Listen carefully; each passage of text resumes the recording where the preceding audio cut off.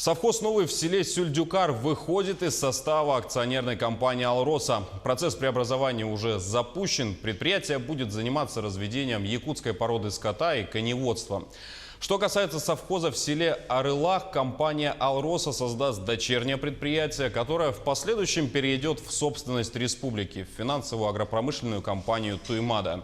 Также с целью повышения сельхозпроизводства в селе Арылах «Алроса» рассматривает вопрос о реконструкции и строительстве новых объектов предприятия.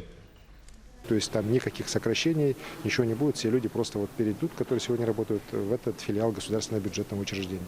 Что касается Арылаха, здесь мы с компанией пока в состоянии такого активного диалога. Здесь мы все-таки бы просили компанию рассмотреть вопросы реконструкции и строительства новых объектов, связанных с повышением эффективности именно сельхозпроизводства.